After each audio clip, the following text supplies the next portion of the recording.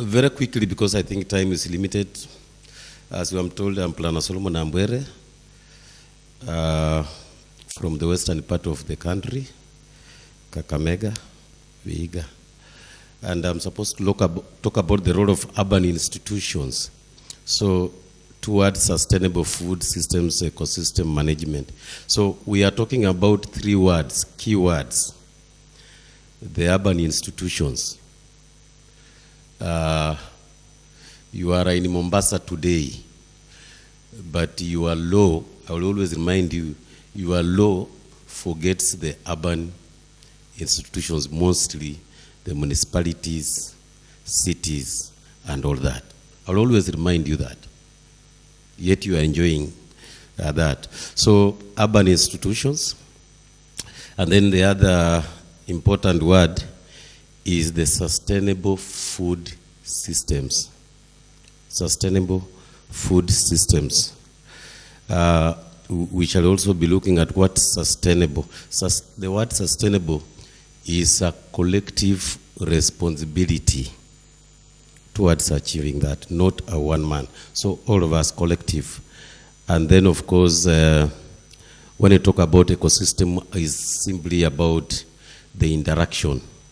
So those institutions interacting with the physical environment, the farmer, and all that. That's the, my presentation is aimed at improving our understanding of the connections between how urban food security and food systems are impacted by governance decisions.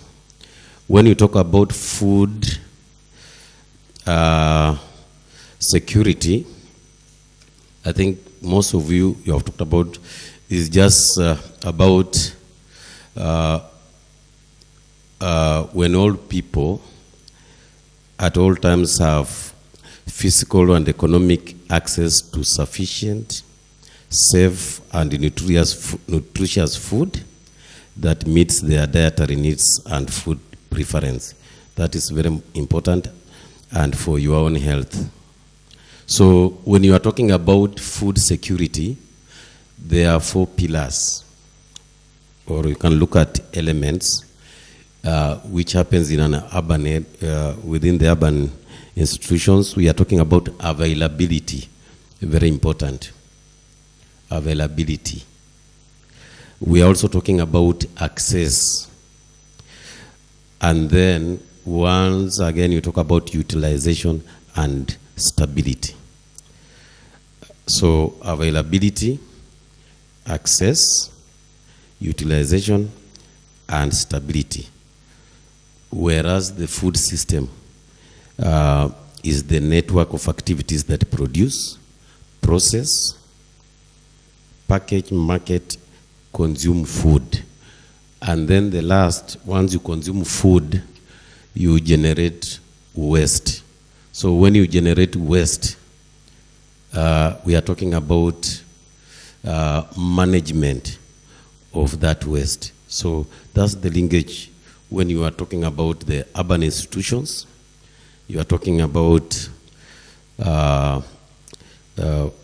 food systems and security. So the relation between governance, urban poverty, and the spatial characteristics of urban areas are very important. So the focus is on the role of urban institutions, which I'm talking about.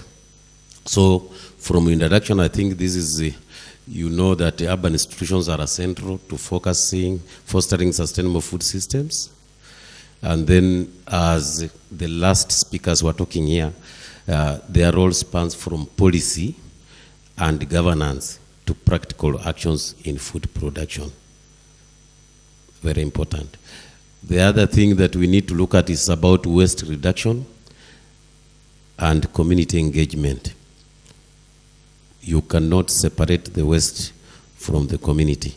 And if you walk in most of our urban areas, I think waste management is the biggest issue we have.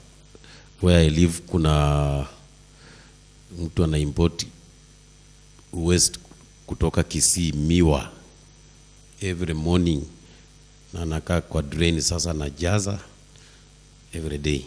He doesn't think about what that one happens. So very important. So the definition of urban institutions here, what we mean, we are talking about the existing local governments. In our case, those are our urban areas and cities,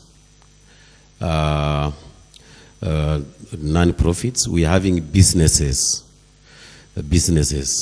including if you are running a planning farm within an urban area. Those are businesses. We are talking about university schools. And one thing about that is about the concentration. Anytime you talk about urban, it's about the concentration of people, more consumptions, more mouth, and therefore more waste. So key part of urban governance food systems and ecological management, that is the interaction. Now in terms of urbanization,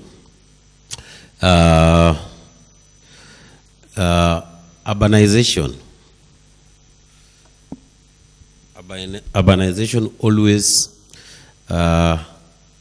comes with three things that I want you to keep in mind. The imperative of movement. It can be goods and services. We are talking about growth.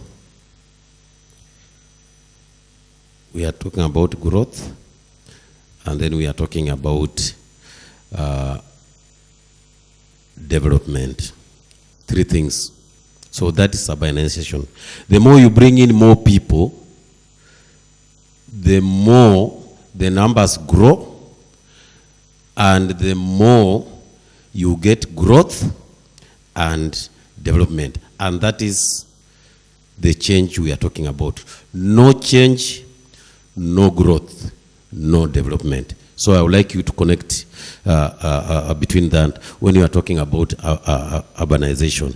And therefore, if you are a farmer, therefore in terms of market, then you always go where you have more people, more concentration of people, and that is the urban institutions. Either if it's a school, that's a big market. If it's a university, it's just like Kenyatta University has about 20,000. So if you look at the definition of an urban area, Kenyatta University alone is an urban institution. It qualifies to be a town within our legislative and constitutional definition. So here, just if I can talk about for you who don't know, we have 1,196 urban areas in Kenya. That's a study we did. So if you want to remember, it's 1,200. And then when you go to the 2019 housing and population census, 310 urban centers qualify to be classified as market centers, towns, municipalities, and we also have special municipalities and the cities. And now, for your information, you know now we have 5 cities, Eldoret being the baby, and we are expecting Thika and others to follow. And we have now a total of just the other day, over close to 120 municipalities in place. Kakamega last week gave us 3 municipalities, Butere, Matunda, and Malaba. Here in Kwale we have Lungalunga, Kwale, and Diani. Kilifi, they have given us where you like, people like going, Mutwapa. They have given us Mariakani, and they have given us this one near Malindi, Watamu. So we are growing, and we are asking those planners who are in government, working in county governments, to ensure that we have all the 4 categories of urban areas. Markets must be classified with a population of 2,000. Towns must be classified with a population of 10,000. Municipalities must be classified, and cities. So that, like, when you go to a county like Nakuru, you can find all those 4 classes of urban areas and cities existing. So very important.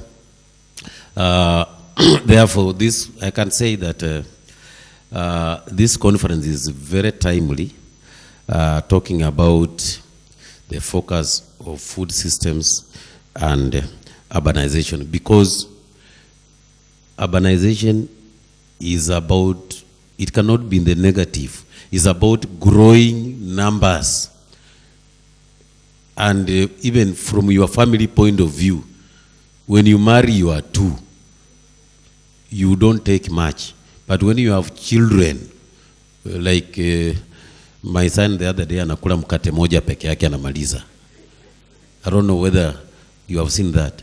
But I also think when I was school, I used to eat one alone. So, and I know. So what does that mean? So if you have 2, 3, you need to buy 3.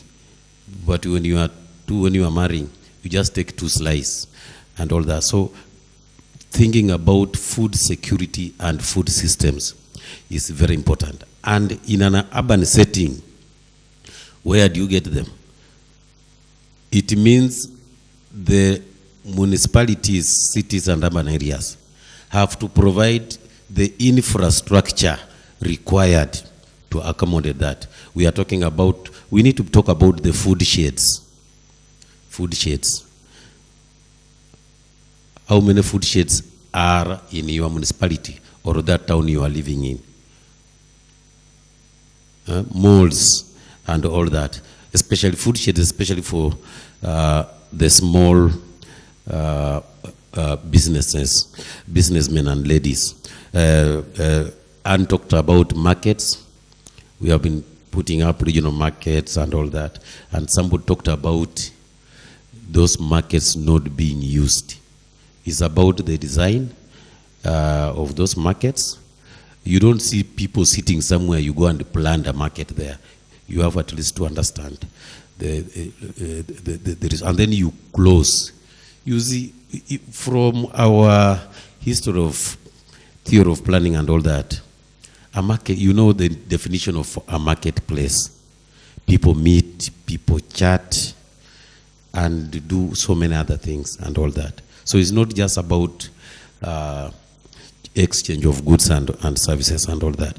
Very important. So for policymakers from high level, you have also to follow what the president says. And this is very important. If you are anywhere in a policy environment, don't forget this. And I have to read for you, so because it's very important. He has now become planner number 1. I think he is now the prophet. We are talking. He's talking on behalf of us. He's the prophet now. This is the prophet you are talking about.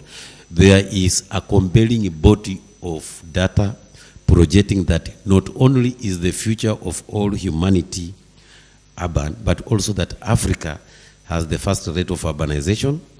Kenya is no exception. And in fact, many of our counties are urbanizing rapidly. That's President William Ruto. And he went on that, so that I remind you, if you forget, and he was talking on your behalf, he says, dear friends, we have a date with an urban future. Huh? Do you believe that? Isn't it? The future you are talking about. And the only choice we have is what this urban future will look like. Will it be characterized by decent, dignified, safe, and livable neighborhoods and communities, or will it be haphazard and sanitary and safe slum dwellings like Mutwapa? Isn't it? So this is describing Mutwapa and your towns. And you are there, you are seeing and doing nothing. And I was also told that doing nothing is planning, isn't it? So planners who are supposed to be prophets are seeing and doing nothing. Anybody who can challenge me on that and tell me what you have done. So that is a higher calling policy which we need to pick from there. So the president of KIP, don't forget those words, is the president. So hold this government accountable based on what the president is saying. Is he just talking? Who is implementing? The other day he said he's just talking alone. And nobody. Very few people tell me who has ever spoken those 2 slides I've said. Tell me which senior government officer has spoken about that. Which governor has spoken about that, other than Anyang' Nyong'o talking about the urbanist future? Tell me, which urban planner from your own, at your own level, has been speaking about planning? And those urban institutions you are talking about, they are very important in terms of, one, urban planning and policy.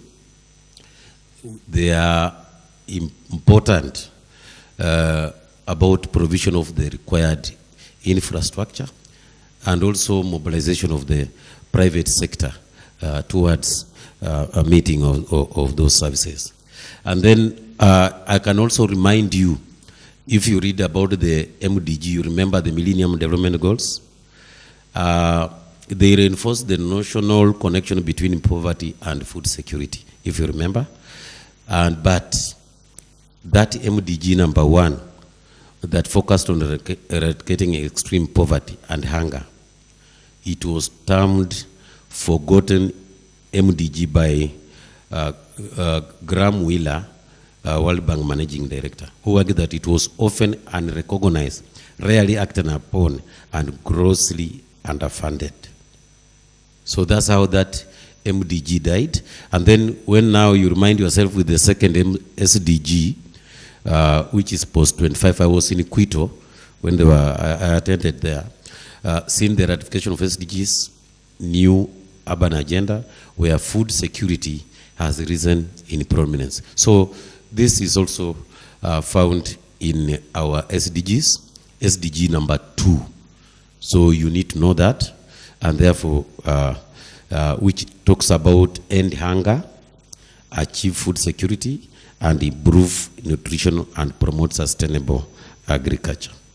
Now, when you are talking about sustainable food systems, that is what it is. And in summary, it's just about shared, where if a collective effort is made where sustainable practices are shared, they are scaled and refined across the food chain system. And you can see the food chain system. And you can see this food chain system, can you find such in a rural area? Huh? Do you find such in a rural area? This setting is only an urban. So you move from production processing, distribution, and then through consumption, then waste recovery. And that waste recovery, now we are talking about, you can change it into energy and the other related, and also creating employment. So that is what we are talking about. Distribution, consumption, waste management, very important. And this can only be done with functional urban institutions in place. Now, can you ask yourself, anybody coming from counties, any municipality, or any county, don't tell me agriculture, that has a food policy department? Food policy, anywhere, somebody talking about food. You know, matters, urban food systems are always silent in urban areas.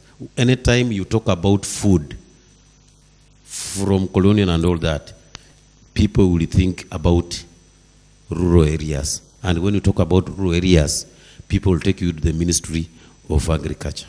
So in terms of urban policies, rarely do we think about food systems. And I've told you food systems is about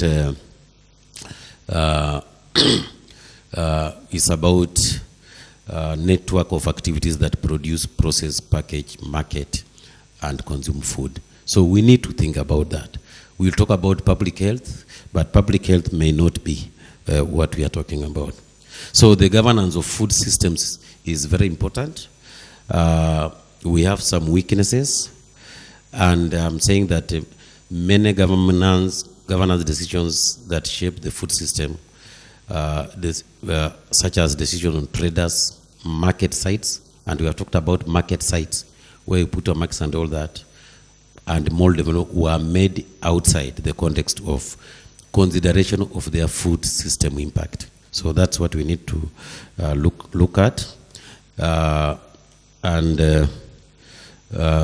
we need to link those urban institutions to those food chain within our counties. Now, let me remind you, for those who learned planning, what we are talking about was,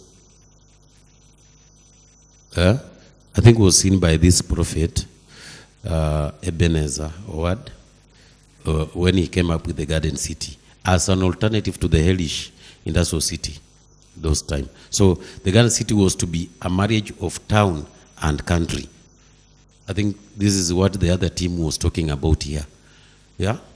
It was designed to have 5,000 acres of agricultural land in the form of a green belt and dairy farms, fruit farms, and crop farms appropriately located so as to be efficiently served by rail and to avoid overcrowding.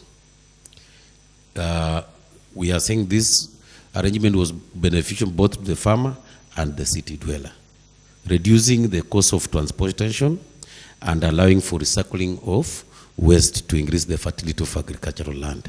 That recycling is very important. So you can see in planning, it was there. But how many of you are remembering that when you are doing your planning schemes? You forgot the moment you left the university. You forgot. And it was against the industrial city. So those are the role of the urban institutions. And as I am talking, the urban institutions, I'm saying they are a key part of urban governance, playing a key role in management of cities and implementation of sustainable practices in form of projects. We are talking about organizing activities to help organize administrative and management activities of urban governments. We are talking about regulating capital investment to regulate capital investment in cities. We are talking about structuring urban change. The urban institutions helping to structure urban change. We are talking about protecting property value, interacting with the other aspects,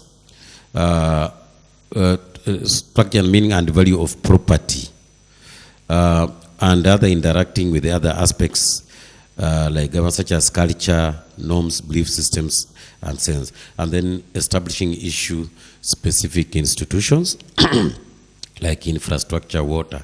In urban area, you hear people talk about housing, roads, infrastructure, but food systems, not. And then also interacting with the broader levels of governance, which means the county, national government. So you can see. And then one of the biggest role, very quickly, is about policy development and governance. I think we have overemphasized this. Formulation of sustainable policies that promote sustainable food systems, urban agriculture, waste reduction, zoning and land use, that's still planning. I was looking at it from the planning point of view. Zoning and land use, I think you understand that. You have to designate land for community gardens, urban farms, and local food hubs. Don't forget that. Policies that promote green spaces and sustainable land use. Regulation of food systems is the role of these urban institutions. The production practices, regulate impact of food distribution, promote eco-friendly packaging. So I'm saying that food has been absent from urban studies and urban policy, and equally urban has been absent from food security studies and policy. So that's what you need to look at. Very quickly is about ecological management in urban areas. That one, that interaction and all, I talked about it. Support for local and sustainable agriculture, those are policies. We are talking about food security and equity, food security programs, education and advocacy. We are talking about waste reduction and circular economy through composting and distribution, food waste management in households and businesses, circular economy models, turning waste into energy, compost, or bio-based material. So recycling program, food waste and compost, very important. Building resilient foods, disaster response recovery, climate adaptation mitigation. We are talking about public-private partnerships, fostering collaboration, food system integration by integrating food production, distribution, and consumption across. Build holistic, sustainable food system. We are talking about very important, simple public awareness and advocacy, raising awareness through campaigns, educational programs, community engagement, about the importance of sustainability in food systems, benefits of seasonal and local foods, the impact of dietary choices on the environment. This can only be done by the yeah, so that department within a municipality is very important. Consumer behavior, encourage residents to adopt more sustainable eating habits to reduce food waste and all that. And that's why you have always seen, like when the buffet system, mtu anaenda kubeba chakula inajaa mpaka inaanguka, and then anaenda nakula a quarter of that. That's waste, isn't it? So buffet should provide you an opportunity to measure what can you accommodate. That is from planning. You should plan with tumbo yangu iko namna gani. Don't just add, yes, let me add and all that. So that's important. So matters innovation and research is very important. And lastly, cities are drivers of food retail transformation. Food retail transformation. That is very important. And then Kisumu, the case of Kisumu. And this we did with the Nordalis. For those people coming from Kisumu, when we were planning Kisumu under the Kisumu urban program. So what we realized when we collect that Kisumu's food security challenges in improving food security and ecological management, in terms of Kisumu, of course, you understand it's a subnational administrative, commercial, and communication center for Western Kenya.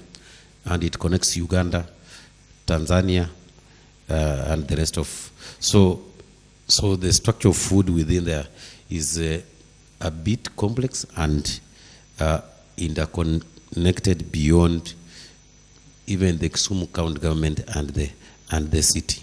So what did we find out? According to the studies, many local production and processing projects had failed, but without knowing why. And I'll come back to that.